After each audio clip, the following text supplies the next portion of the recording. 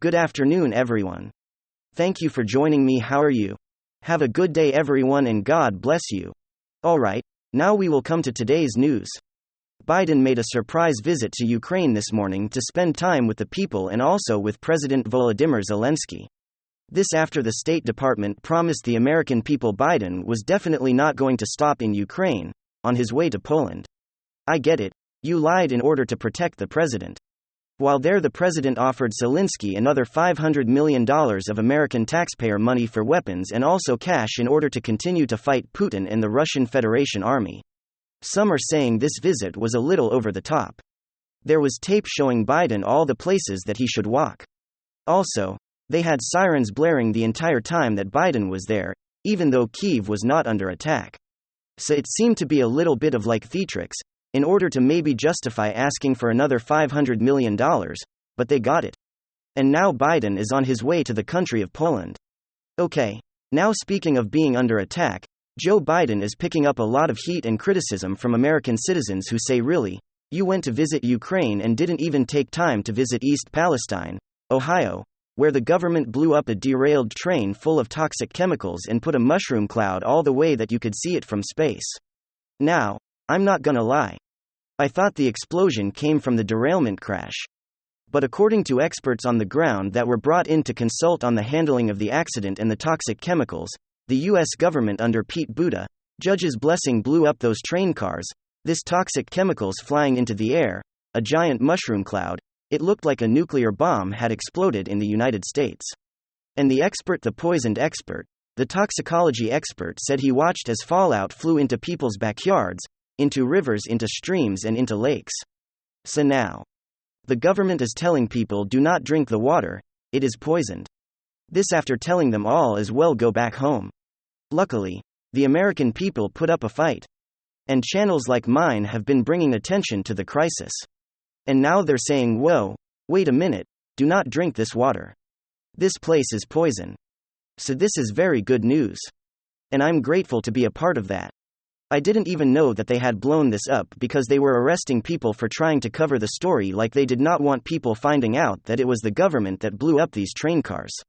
Now, according to news sources, former President Donald Trump will be visiting the area next week to see how he and his private donors might be able to help the town recover and get back up and running.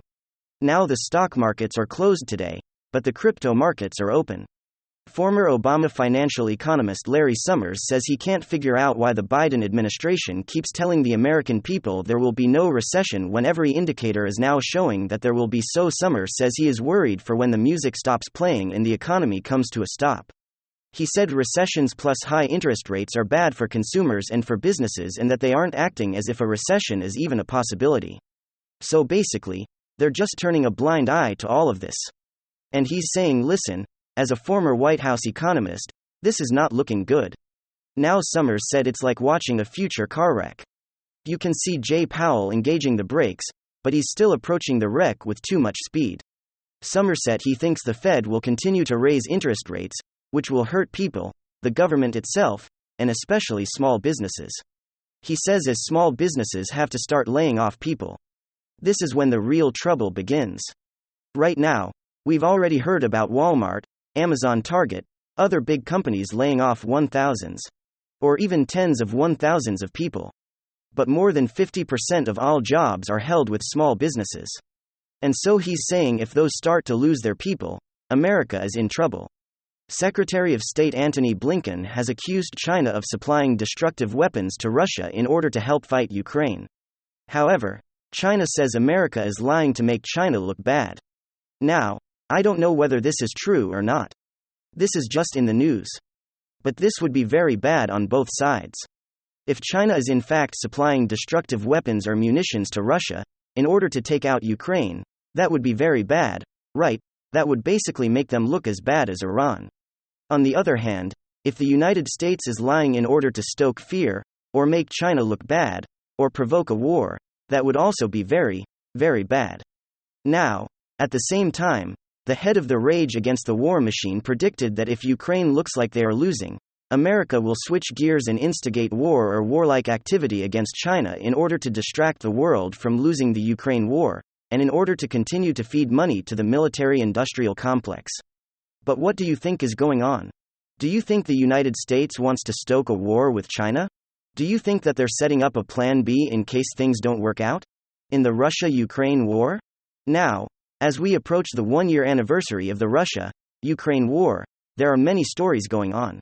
So it's a little bit hard to know what's true and what's false.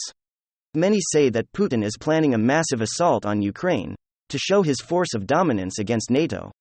Others say he's trying to provoke the United States, or at least a single NATO nation, to enter the conflict. And he might get what he wants. Poland said today, with Biden visiting, that part of their discussion will be Poland giving fighter jets to Ukraine. But they say they're only going to give fighter jets if President Biden agrees to give United States fighter jets, so I'll keep you in the loop on them. Now, one thing we know for sure is that Ukraine is struggling to keep up with weapons, fighters, and ammunition. Meanwhile, Russia and their munition factories are running 24 hours a day to ensure that the Russian Federation Army has everything they need. So I don't know what's going to happen as we approach the one-year anniversary later this week. But maybe let me know down below what you think is going to happen. All right, now from what I'm reading, Putin and the Kremlin were very upset to see President Joe Biden, the sitting president in Ukraine. It was a slap in their face. They're not happy about it. My guess is there'll be some kind of revenge missile attack in the next 48 hours, because that seems to be what they do. But anyway, that's what's going on there. Now, speaking of running 24 hours a day to get supplies out of the ground, I want to tell you about a stock company that I believe has a big boom opportunity. Right now, 20% of American homes are powered by nuclear power, which means they need uranium. However, that 20%, nearly 100% of that uranium comes from Russia, and it's under the control of President Putin. However, S3 is a uranium mining group and the richest part of the Athabasca Basin in Canada, our trade partner to the north, and they have just made a once-in-a-lifetime uranium discovery in the last few months that sent their stock flying 400% upwards.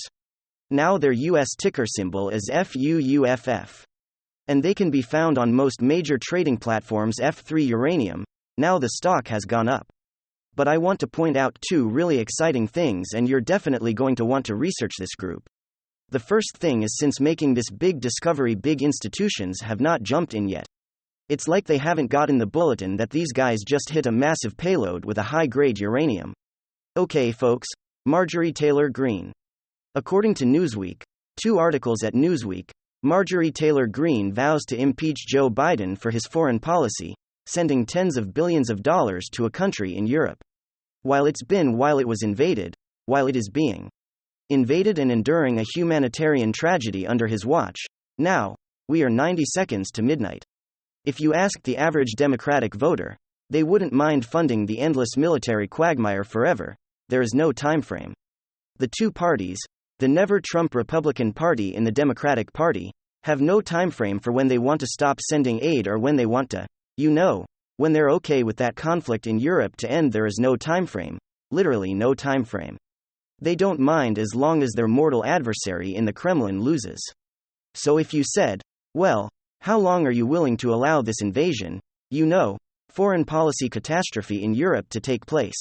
They would say forever. They won't give you an actual date. They won't say, well, what, about a year or more, 10 months, 2 months more, and then we have to decide on some kind of peace deal or negotiated settlement. The foreign policy issue is, it was a moral imperative to have voted for Trump, pertaining to foreign policy, because the invasion in Europe wouldn't have taken place under Trump. He would have immediately focused on a negotiated settlement, some kind of peace deal, a ceasefire, an end to hostilities before the humanitarian catastrophe and human rights tragedy. And so you have to ask yourself, what has foreign policy been? How has it been redefined? With Democrats and never-Trump heirs in media and intel agencies? Okay, Trump is the foreign policy menace. Everything was leveled against Trump, the DNC emails and everything else that entailed, it was a plot by another country to help Trump. So foreign policy, or national security, I should say, was preventing other countries from influencing Americans, and then also funding a never-ending military battle in Europe. The average Democrat who would care so much about speech and words hurting people is also the type of individual who doesn't care about never-ending military conflict and quagmires and wars. They don't really care. They say they do. But they want. They want one country defeated, and they're willing to utilize another country and find another country to defeat the nation they think took 2016 away from Hillary Clinton and gave it to Trump as they pontificate about Trump not accepting things. Joe Biden will be impeached. That country in Europe is not the 51st state we're in over $34 trillion in debt. And he goes enough impeach Biden. She goes enough impeach Biden, then you get editor-in-chief of its former. So you get one person who is liberal Democrat saying Trump added to the debts. Biden is trimming it and you just stay and then he insults Marjorie Taylor Greene. The problem, however, is Trump added to the debt. If you look at his last year, the economy grew. We had trillion-dollar deficits under President Obama. The economy grew under Trump. We had record low poverty in 2019. And record highs in household median income the last year, and his last year in office was not Trump adding to the debt. That was Democrats pushing to end the U.S. economy, Democratic governors taking their economies to the morally superior, wonderful liberal Democrats among us. That's Trump's 4 years. Okay. No, that's his last year in office, when media bureaucrats, Democrats fueled an end to the U.S. economy. They pushed for it, they advocated for it. And every time Trump wanted to open up, it was too soon. That is direct. The debt incurred, the debt that we spent his last year in office, Trump was directly the fault of Democrats. Now the rebuttal as well, he didn't take it seriously. And so therefore, the governors had to take their economy. So that was a choice. And there was a political motive. Also, you had the Wisconsin primary and you had other primaries where there were hail and snow and people still, were forced to actually be there in person. Thank you very much. WWG1WGA. Hit the like button. Hit the subscribe button to watch the next episode.